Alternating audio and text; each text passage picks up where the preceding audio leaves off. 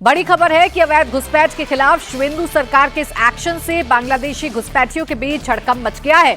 पकड़े जाने के डर से बांग्लादेशी घुसपैठिए खुद बंगाल छोड़कर भाग रहे हैं। पश्चिम बंगाल के अलग अलग हिस्सों में अवैध रूप से रह रहे 100 से ज्यादा बांग्लादेशी घुसपैठिए नॉर्थ 24 परगना के हाकिमपुर चेकपोस्ट पर जुटे हुए हैं। ये सभी घुसपैठिए वापस अपने मुल्क बांग्लादेश लौटना चाहते हैं। घुसपैठियों का दावा है कि वो दलालों की मदद से बॉर्डर पार करके 1 से 1.5 साल पहले काम के लिए राज्य के अलग अलग हिस्सों में आए थे। मुख्यमंत्री के घुसपैठियों के खिलाफ सख्त कार्रवाई के आदेश के बाद ये सभी अवैध घुसपैठिए बांग्लादेश लौटने की कोशिश कर रहे हैं। बीएसएफ से हरी झंडी मिलते ही उन्हें बांग्लादेश भेज दिया जाएगा। तो जगह जगह पर होल्डिंग सेंटर बना दिए गए हैं। शुवेंदु सरकार पूरी तरीके से एक्शन में है और जो भी लोग अवैध तरीके से बांग्लादेश से बंगाल में आए हैं उनको अब डिपोर्ट किया जाएगा। बांग्लादेशी घुसपैठियों के खिलाफ शुवेंदु सरकार ताबड़तोड़ एक्शन कर रही है। बड़ी खबर यह कि मालदा और मुर्शिदाबाद में अवैध घुसपैठियों को हिरासत में लिया गया है। इन घुसपैठियों को होल्डिंग सेंटर में रखा गया है। शुवेंदु सरकार ने बंगाल के कई जिलों में बांग्लादेशी घुसपैठियों के लिए होल्डिंग सेंटर बनाए हैं। इन होल्डिंग सेंटर में पकड़े जा रहे अवैध घुसपैठियों को कुछ समय के लिए रखा जा रहा है। मालदा में 9 बांग्लादेशी घुसपैठियों को हिरासत में लेकर होल्डिंग सेंटर में रखा गया है। तो वहीं मुर्शिदाबाद के लालगोला होल्डिंग सेंटर में 3 अवैध बांग्लादेशियों को रखा गया है। तो सिर्फ अवैध बांग्लादेशियों की बात नहीं की जा रही है, घुसपैठियों की बात नहीं की जा रही है, बल्कि उनकी धरपकड़ भी शुरू हो गई है और पूरे प्रदेश में अलग अलग जगहों पर होल्डिंग सेंटर भी बनाए गए हैं। मालदा और मुर्शिदाबाद की खबर तो मैं आपको बता ही रही हूं। मालदा में 9 अवैध घुसपैठियों को हिरासत में लेकर होल्डिंग सेंटर में रखा गया है। तो मुर्शिदाबाद में भी 3 अवैध घुसपैठियों को पकड़कर उन्हें होल्डिंग सेंटर में रखा गया है और अब इन्हें डिपोर्ट करने का काम किया जाएगा। अवैध घुसपैठियों को पकड़ने के लिए मुस्लिम बाहुल्य मुर्शिदाबाद और मालदा में खास नजर रखी जा रही है। मालदा में जिन 9 घुसपैठियों को डिटेन किया गया है उन्हें गाजोल पुलिस स्टेशन के तहत पांडुआ से पकड़ा गया है। इनमें से 3 महिलाएं और 6 नाबालिग हैं। घुसपैठियों के लिए मालदा के इंग्लिश बाजार के बागबाड़ी इलाके में होल्डिंग सेंटर बनाया गया है। होल्डिंग सेंटर के कोने कोने में सीसीटीवी लगाए गए हैं जिससे घुसपैठियों की निगरानी की जा रही है। मालदा के होल्डिंग सेंटर में अलग अलग शिफ्ट में 12 पुलिस वालों को तैनात किया गया है। इसके अलावा 3 सिविल डिफेंस, 3 सिविक पुलिस और 1 कुक को भी यहाँ पर रखा गया है।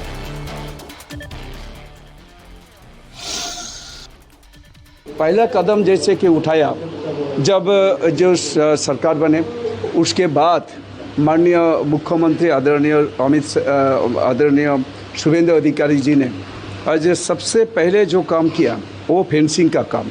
जैसे कि यहाँ 569 किलोमीटर जो सीमांतवर्ती इलाका है जहाँ पे एक्चुअली फेंसिंग होना चाहिए, तो उसका काम शुरू हो गया। आज वहाँ पे फेंसिंग भी होगा और घुसपैठिया पूरा रुक जाएगा। कोई घुसपैठिया यहाँ पे अंदर नहीं आ पाएगा। और जो लोग अंदर में हैं, कुछ लोग तो ऑलरेडी भाग गया, यहाँ से चला गया, और जो लोग अभी भी बचा हुआ है वो सबको निकालेंगे और सबको उसी जगह में डिटेंशन कैंप में लेके जाएंगे। जो पहले टीएमसी वाले ने जो ऐसे एक फैला रहा था, सबको डिटेंशन कैंप में लेके जाएगा, मुस्लिमों को लेके जाएंगे, वैसा नहीं है ये सरकार। लेकिन ये लोग चला रहा था। तो आज क्या होगा, वो हर सब जो यहाँ पे घुसपैठिया जहाँ पे बचा हुआ जो अभी भी हैं, इधर उधर घूम रहे हैं, उनको चुन निकालेंगे, वहाँ पे सबको डिटेन करेंगे। अब बीजेपी कह रही है कि ममता राज में बांग्लादेशी घुसपैठिए बड़ी आसानी से भारत में घुस आया करते थे, कोलकाता समेत देश के कोने कोने में फैल जाया करते थे। लेकिन अब बंगाल में बीजेपी सरकार है। शुवेंदु अधिकारी ने सीएम बनते ही अवैध घुसपैठियों पर कड़ा प्रहार करना शुरू कर दिया है। सबसे पहले शुवेंदु ने बॉर्डर पर कंटीला तार यानी फेंसिंग लगाने के लिए बीएसएफ को जमीन दी। इसके बाद बंगाल में सीएए लागू करने का ऐलान किया। बॉर्डर से सटे जिलों की पुलिस को हाई अलर्ट पर रखा गया ताकि घुसपैठियों को पकड़कर बीएसएफ के हवाले किया जा सके। और अब घुसपैठियों को रखने के लिए जगह जगह होल्डिंग सेंटर भी बना दिए गए हैं। तो अब डिटेक्ट करके इन्हें कैसे डिपोर्ट करना है, ये सरकार ने शुरू कर दिया है। All these 15 years, there was no international fencing, even after repeated request from the Ministry of Home Affairs and from BJP. Our previous government didn't pay heed to it. Correct. And it is very clear why they didn't pay heed, because these Rohingyas, these Bangladeshi infiltrators were their vote bank. So if they don't want them to, stop, they should come. They always wanted that they should come to Bengal and be TMC's vote bank. It is very natural that these holding centers will not be formed because they don't acknowledge that, infiltrators and Rohingyas should be thrown out of the country. And so now, within 15 days that we have come to power, land has been given to the BSF, work has started for international fencing, and holding centers will also be formed where these people who are being detected, deleted and deported, before being deported, they will be held there. अब देखिए, सरकार की मंशा, सरकार की नीयत बड़ी साफ है और सिर्फ मंशा और नीयत नहीं, अब तो सरकार ने काम करना भी शुरू कर दिया है। ओंकार सरकार मेरे सहयोगी इस वक्त जुड़ गए। ओंकार, मालदा और मुर्शिदाबाद की तस्वीरें तो हमने देखी, और कितने ऐसे जिले हैं जहां सख्ती के साथ इन अवैध घुसपैठियों को पकड़ने की कोशिश की जा रही है और फिर इनको डिपोर्ट किया जाएगा? देखिए, पिछले सप्ताह ही सरकार की तरफ से नोटिफिकेशन जारी कर दिया गया है हर एक जिले के डिस्ट्रिक्ट मजिस्ट्रेट को कि हर एक जिले में होल्डिंग शेल्टर बनाया जाए, जिस शेल्टर में जो बांग्लादेशी या फिर रोहिंग्याओं को अरेस्ट किया जाएगा उन्हें उसी जगह पर रखे जाएंगे। इसी तहत जैसे कि देखा गया है, मुस्लिम बाहुल जो इलाका है, जो जिले है, यानी कि मालदा, मुर्शिदाबाद, दोनों जिले में ऑलरेडी ये होल्डिंग शेल्टर बनाया गया है। और जैसे कि देखा गया है कि मालदा में 3 लोगों को 3 अवैध तरीके से भारत में आए 3 लोगों को इस वक्त उस जगह पे रखा गया है। इसके अलावा मुर्शिदाबाद में भी रखा गया है। तो और इसके अलावा जो विजुअल्स सुबह से आज नजर में आ रहा है, यह है नॉर्थ 24 परगना जिले के स्वरूप नगर थाना क्षेत्र में।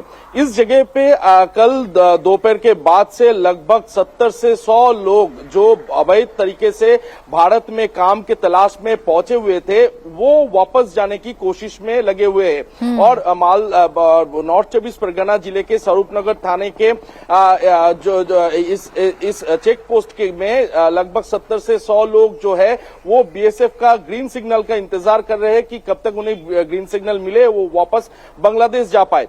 क्योंकि पिछले अक्टूबर में जैसे कि देखा गया था, जब से एसआईआर का घोषणा हुआ था, तब इस जगह से इसी चेक पोस्ट से लगभग 3800 बांग्लादेशी जो वापस बांग्लादेश चले गए थे। और उसके बाद नया सरकार बनने के बाद सख्त कदम उठाया गया है। और जैसे कि देखा जा रहा है, जो लोग अवैध रूप से भारत में प्रवेश किए थे और भारत में पिछले 1 से 1.5 साल तक, ठीक है ओंकार, यानी ये कहा जा सकता है कि नई सरकार के निशाने पर घुसपैठिए हैं और जल्द से जल्द बंगाल को घुसपैठिए मुक्त किया जाए, कोशिश शुवेंदु सरकार कर रही है।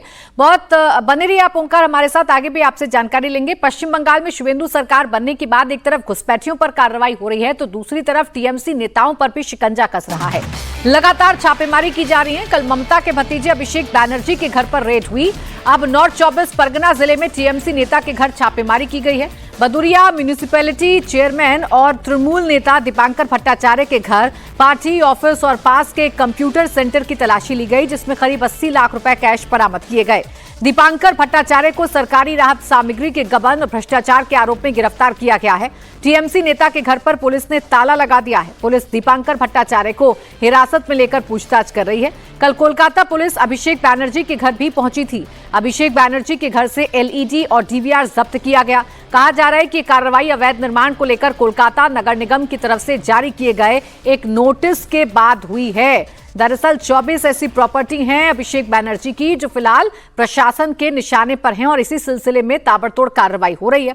वहीं नॉर्थ परगना में टीएमसी नेता के घर और ऑफिस के अलावा जिस कंप्यूटर सेंटर पर रेड की गई, वहां ताला लगा हुआ था, लेकिन पुलिस ताला तोड़कर जब अंदर पहुंची और छापेमारी की तो पुलिस को लगभग 80 लाख रुपए कैश मिला, जिसका हिसाब दीपांकर भट्टाचार्य के पास नहीं था। कैश के अलावा पुलिस ने मौके से सरकारी राहत सामग्री भी बरामद की है। तो पश्चिम बंगाल में इससे पहले की सरकारों में क्या चला करता था, वो नॉर्थ 24 परगना से आई इन तस्वीरों को देखकर अंदाजा लगाया जा सकता है। ओंकार, दीपांकर भट्टाचार्य की बात मैं पहले आपसे कर लूं। 80 लाख रुपए कैश इनके घर से बरामद होता है। वो सामग्री जो लोगों में बांटी जानी थी वो इनके पास से बरामद होती है। समझ में आता है कि क्या मॉडल रहा है टीएमसी सरकार का पश्चिम बंगाल में, आगे क्या कार्रवाई संभव? देखिए, पश्चिम बंगाल में नया सरकार बनने के बाद से ही ताबड़तोड़ एक्शन देखने को मिल रहा है, क्योंकि जिन नेताओं के खिलाफ भ्रष्टाचार के आरोप थे उनको लगातार अपने हिरासत में पुलिस की तरफ से लिया जा रहा है। ऐसे ही कल देर रात को दीपंकर भट्टाचार्य, जो कि बादुड़िया म्युनिसिपल कॉर्पोरेशन के चेयरमैन रह चुके हैं और तृणमूल नेता भी है, उनके घर, उनके पार्टी ऑफिस और उनके जो पास वाला कंप्यूटर सेंटर है जिसका चाबी उन्हीं के पास रहता था, इन 3 जगहों पर लगातार छापेमारी किया गया बारदूरिया पुलिस स्टेशन द्वारा। और इन छापेमारी में काफी सारे राहत सामग्री जो कि लोगों के बीच बांटना था, वो राहत सामग्री जैसे बरामद किए गए। एक ही साथ उनके घर और उनके पार्टी ऑफिस से लगभग 80 लाख रुपए नगद मिले, कैश मिले, जिनके हिसाब दीपंकर भट्टाचार्य के पास नहीं था। रात भर इस 3 मशीनों के जरिए पूरे पैसा गिना गया और पैसा गिनने के बाद लगभग 80 लाख के आसपास ये अमाउंट जाके रुका। और दीपंकर भट्टाचार्य के पास उनके पास इस पैसे का हिसाब भी नहीं है कि ये 80 लाख रुपए कैश उनके घर पर कैसे आया, किस तरीके से आया। हालांकि तृणमूल कांग्रेस के तरफ से कहा जा रहा है कि उनको फंसाने के लिए ये किया गया है, लेकिन बीजेपी की तरफ से लगातार ये आरोप लगाया जा रहा है। बेशक ये टीएमसी का है, लेकिन फंसाने की कोशिश की जा रही है। लेकिन तस्वीरें तो बता रही हैं कि 80 लाख रुपए कैश है और आप कैश का ब्यौरा नहीं दे पा रहे हैं, तो जानकारी तो हासिल करेगी पुलिस कि आखिरकार ये पैसे आपके पास कहां से आए। शुक्रिया आपका ओंकार तमाम जानकारी के लिए। और अब बात करेंगे बकरीद से पहले मलिहाबाद के किले को लेकर बढ़ते बवाल की। विवाद बढ़ने के बाद मलिहाबाद के कंस मंडी में बकरी ईद की नमाज नहीं पढ़ने का फैसला लिया गया है। पासी समाज जिसे किले को मंदिर बता रही है, मुस्लिम समाज उसे मस्जिद कह रहा है। इस बीच प्रशासन ने विवादित किले को लेकर बड़ा फैसला किया है। मलिहाबाद के किले में बकरीद की नमाज नहीं होगी। उधर हिंदू समाज किले में हनुमान चालीसा का पाठ पढ़ने पर अड़ा हुआ है। उधर लाखन आर्मी के 15 सदस्यों पर मुकदमा दर्ज होने से पासी समाज में काफी नाराजगी है। पासी समाज के प्रतिनिधियों ने मुख्यमंत्री योगी आदित्यनाथ को पत्र लिखकर तुरंत दखल देने की मांग की है। समाज का कहना है कि अगर वहां लगातार नमाज पढ़ी गई तो वो वहां हनुमान चालीसा का पाठ करेंगे। पिछले जुमे की नमाज के दौरान यहां काफी तनाव था। मुस्लिम समुदाय ने जुमे की नमाज के दौरान लोगों ने प्रदर्शन किया था, जिसके बाद पुलिस ने 15 लोगों पर केस दर्ज किया था। विवाद के बाद इस किले के बाहर सुरक्षा बढ़ा दी गई है और बड़ा फैसला मलिहाबाद प्रशासन ने लिया है कि यहां बकरीद की नमाज नहीं पढ़ी जाएगी। मलिहाबाद के इस किले नुमे ढांचे को लेकर पासी समाज का दावा है कि यह स्थल महाराजा कंस पासी का ऐतिहासिक किला और शिव मंदिर था। पासी समाज का कहना है कि किला 11वीं शताब्दी के प्रतापी नागवंशी राजा कंस का किला है। किले में नाग, फूल और कलश की आकृतियां बनी हुई हैं, जो सनातन हिंदू परंपरा और वास्तुकला का उदाहरण है। वहीं मुस्लिम समुदाय इसे कब्रिस्तान और मजार बता रहा है। मुस्लिम समुदाय का कहना है कि इसे राजा कंस ने नहीं, अवध के नवाबों ने बनवाया था और यहां पर लंबे समय से नमाज पढ़ी जा रही है। और विशाल प्रताप सिंह मेरे सहयोगी जुड़ गए हैं ज्यादा जानकारी के साथ। विशाल, एक नया मामला विवादों के घेरे में है। अब प्रशासन का ये फैसला लेना कि बकरीद पर यहां नमाज नहीं पढ़ी जाएगी, क्यों ये फैसला लेना पड़ा और मुस्लिम पक्ष का अब क्या कहना है?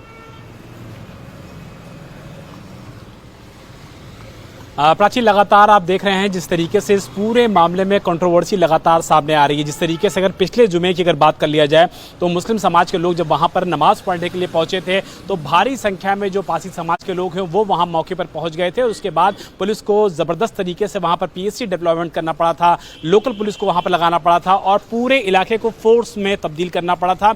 यही वजह है कि मौके पर किसी भी तरीके का विवाद ना होने पाए, क्योंकि आज बड़ा मंगल है। जेठ के बड़े मंगल में लखनऊ में बहुत जबरदस्त तरीके से उत्साह मनाया जाता है। बजरंग बली की पूजा अर्चना होती है, जगह जगह भंडारे होते हैं। तो आज के दिन वहां पे हिंदू संगठनों ने बजरंग बली की पूजा के साथ साथ हनुमान चालीसा के पाठ का आवाहन कर रखा है, जिसको कि प्रशासन ने मना कर दिया है लॉ एंड ऑर्डर की सिचुएशन को देखते हुए। और यही वजह है कि आने वाली बकरीद को देखते हुए प्रशासन ने जो मुस्लिम समाज के लोगों से बातचीत की है वो यही कहा है कि जब तक इस पूरे मामले का जो विवाद है वो थम नहीं जाता है, तब तक दोनों ही पक्ष ना ही कोई हनुमान चालीसा पढ़े ना ही कोई नमाज पढ़े। तो ऐसे में तय किया गया है कि बकरीद के दिन ज्यादा पक्ष लोग जुड़ते हैं, एक जहां पे ज्यादा लोग नमाज पढ़ते हैं, तो अगर ज्यादा लोग मौके पर पहुंचेंगे तो टकराव की स्थिति हो सकती है। इसी को देखते हुए प्रशासन ने जो अनुरोध किया था मुस्लिम समाज के लोगों से, फिलहाल ये माना जा रहा है कि उस अनुरोध को मान लिया गया है और ये तय हुआ है प्रशासन और लोकल लोगों के बीच में कि बकरीद की नमाज भी उक्त जो कंट्रोवर्शियल जगह है वो कम से कम वहां ना पढ़ी जाए, ताकि आने वाले दिनों में न सिर्फ उस समय का और कम से कम त्योहार वाले दिन शांति बनी रहे। इसलिए अपील दोनों पक्षों से की जा रही है। शुक्रिया आपका विशाल तमाम जानकारी के लिए।